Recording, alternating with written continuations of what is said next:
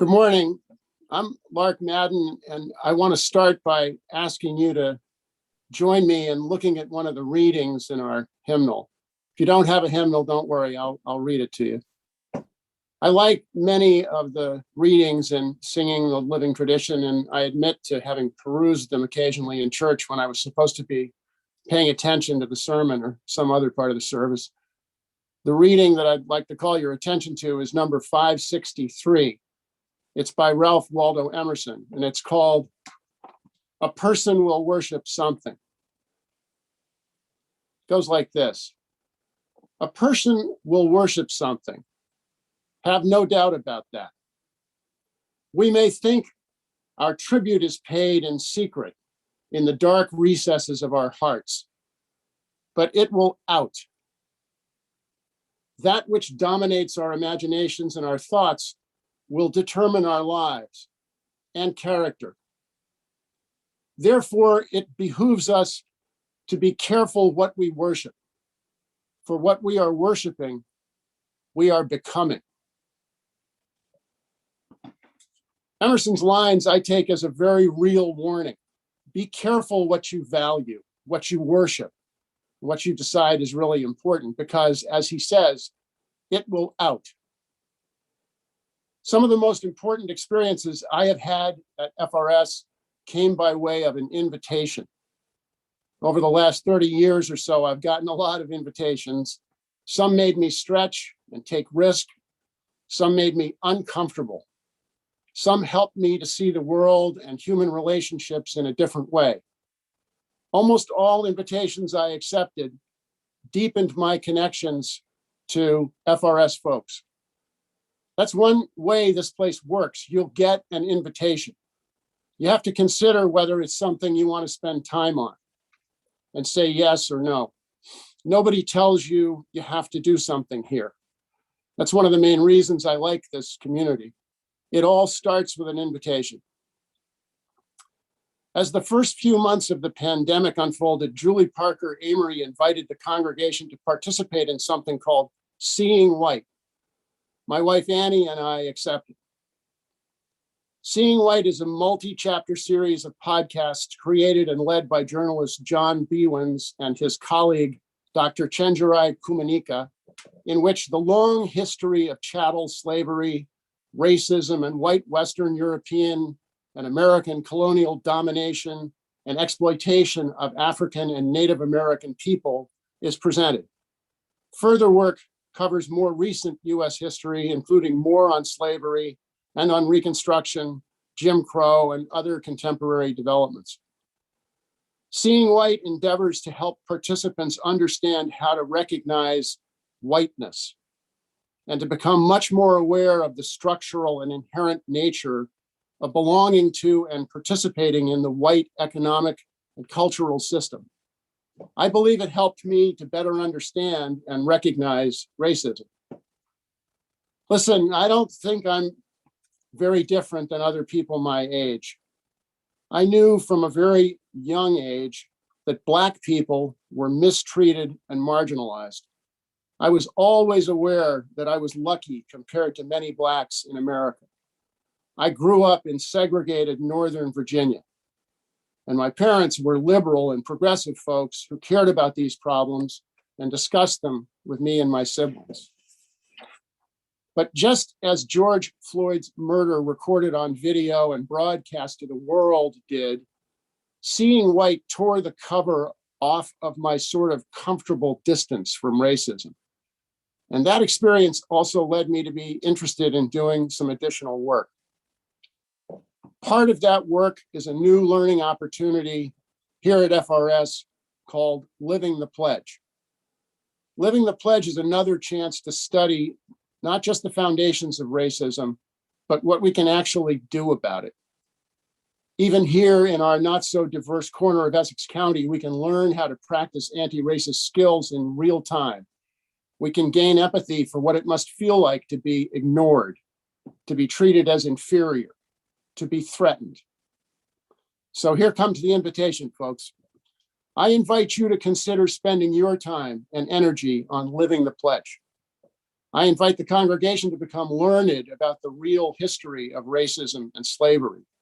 We may not have a lot of diversity in our towns, but that does not exempt us from needing understanding and knowledge regarding what happened in our racial history.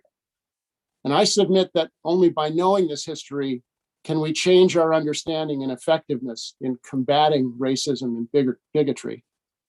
I'm not holding myself out as some expert on these matters, but I am learning, and I hope I'm changing.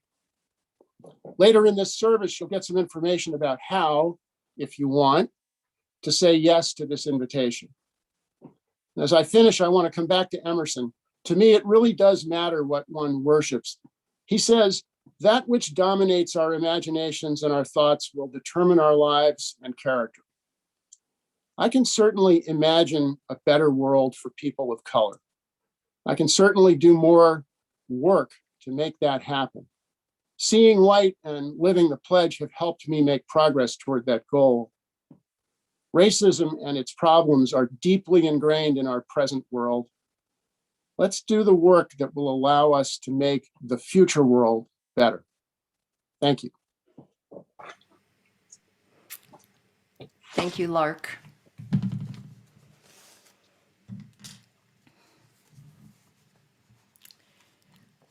When Reverend Dr. Martin Luther King spoke at the 1966 Unitarian Universalist General Assembly in the Ware Lecture, from which I drew our call to worship this morning, the relationship that he had with our association wasn't all a bed of roses, though he was quite complimentary in his opening remarks.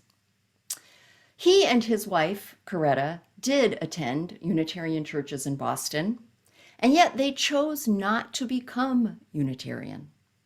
In a 2002 interview, Reverend Rosemary Bray McNatt shares some of the reasons why, based on a conversation that she had had with Coretta Scott King. In addition to the challenges that the Kings had with integrating their Christian theology or feeling that their Christian theology was welcomed in our congregations, Reverend King knew that he likely would not have been called to serve as a settled minister at one of our churches. McNatt wrote, quote, and I quote, in a religious movement that was engaged until the 1970s in the active discouragement of people of color who wished to join its ministerial ranks, Dr. King might have found his personal struggles to serve Unitarian Universalism at least as daunting as the Montgomery bus boycott. The thing, however, that dissuaded the Kings the most from becoming Unitarian was Dr. King's concern about liberalism. He wrote about this in a 1960 essay he wrote entitled Pilgrimage to Nonviolence. And I'll quote, Dr. King wrote, there is one phase of liberalism that I hope to cherish always, its devotion to the search for truth, its insistence on an open and analytical mind, its refusal to abandon the best light of reason.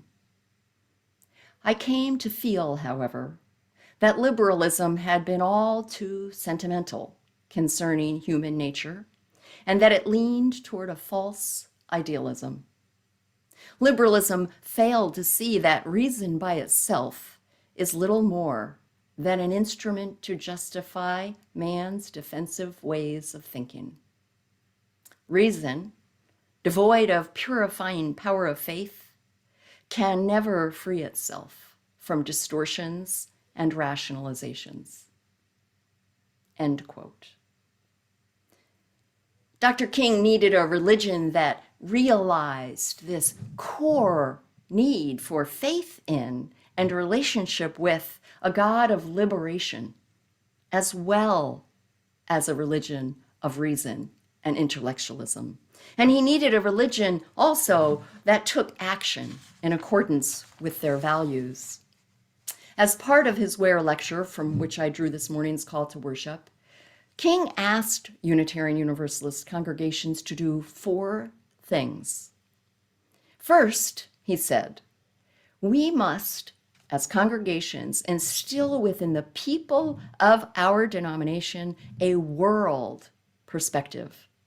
Second, he said that we must affirm over and over again the essential immorality of racial segregation. Third, he called on our congregations to refute the idea that there are superior and inferior races.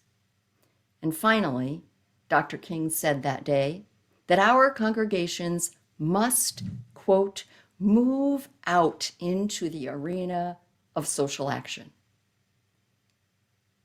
Embracing theological diversity within our congregations, including Christianity, ordaining and calling Black ministers to our pulpits, admitting the limits of reasons, acknowledging our sins or where we fall short in living into alignment with our values, creating a world perspective, disavowing racial segregation and the systemic racism behind that segregation, acknowledging the equality of all races, and engaging in social action.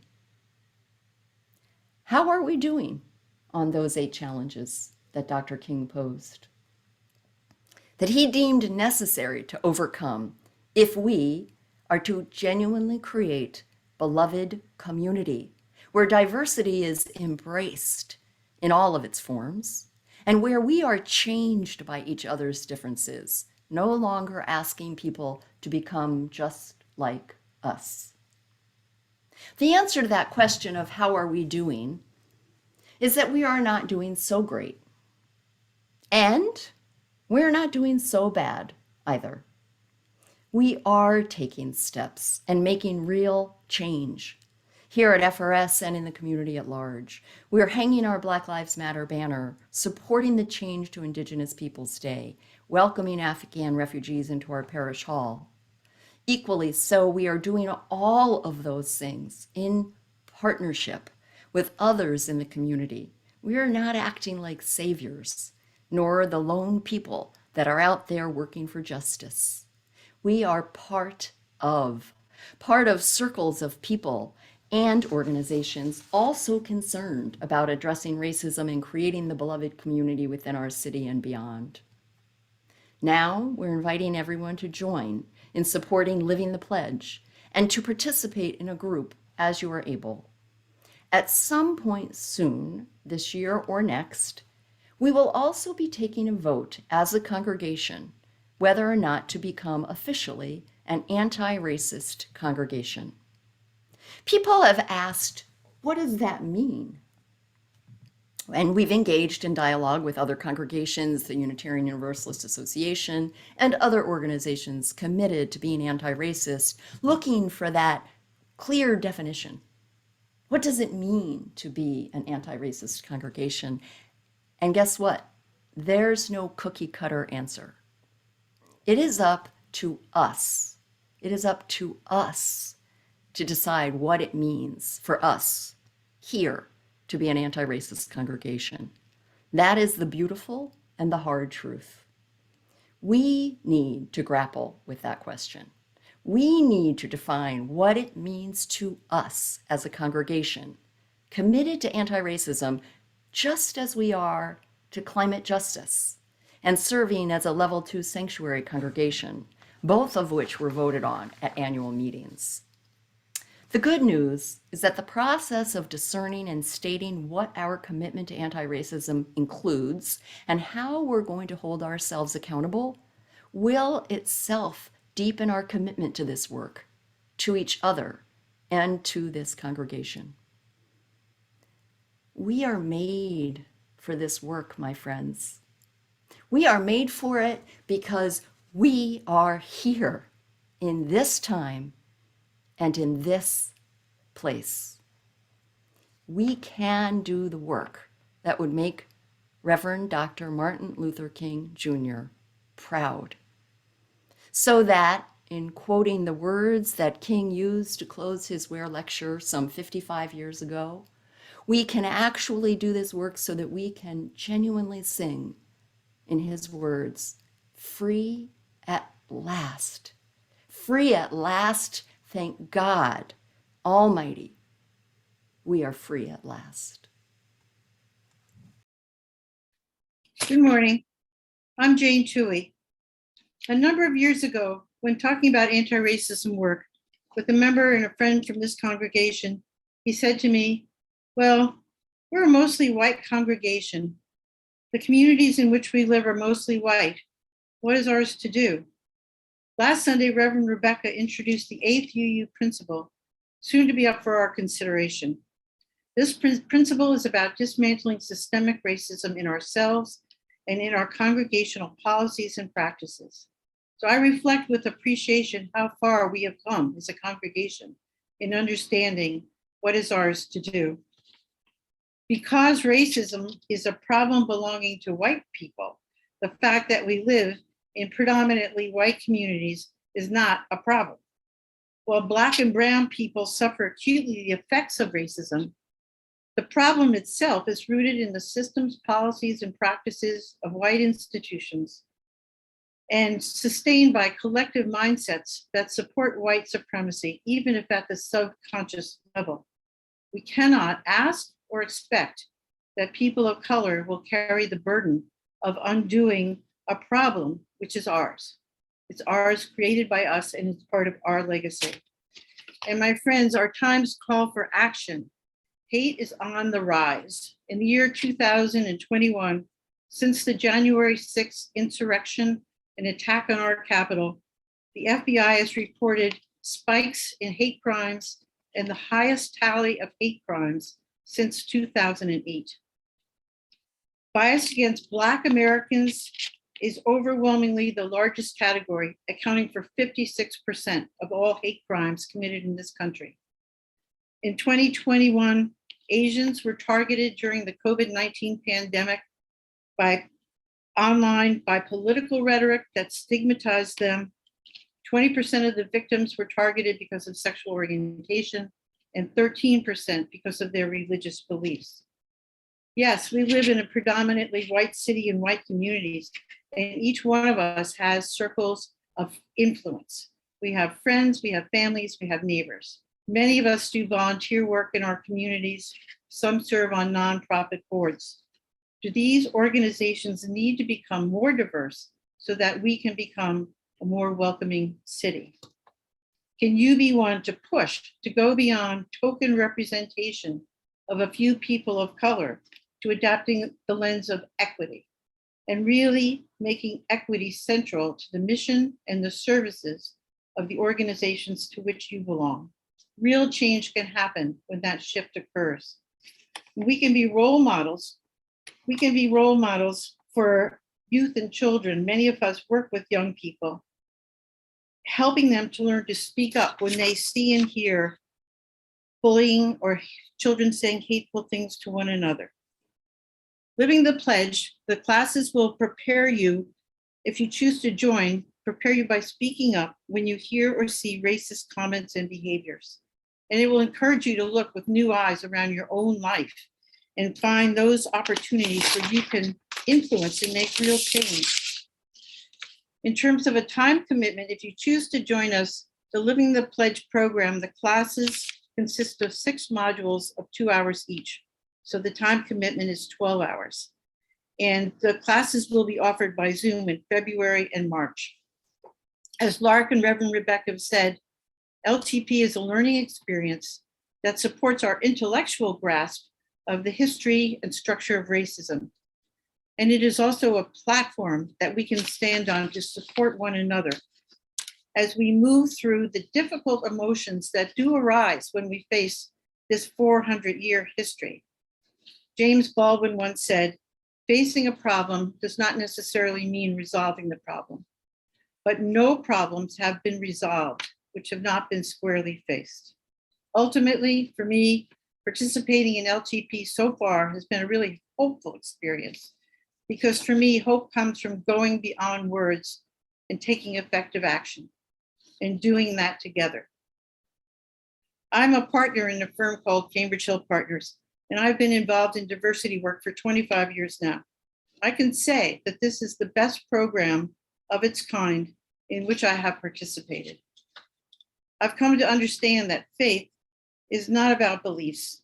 Faith is about how we live our lives. In stepping up and becoming active anti-racists, we will also be developing our spiritual capacities, the spiritual disciplines of showing up, of being present, and standing up for our beliefs. So come, join us. In this time of COVID and continuing uncertainty, being part of an LTP class will give you an opportunity to connect with fellow FRS members and friends in new and meaningful ways. The poet Denise Levertov writes, "We have only just begun to know the power that is in us if we could join our solitudes in the communion of struggle."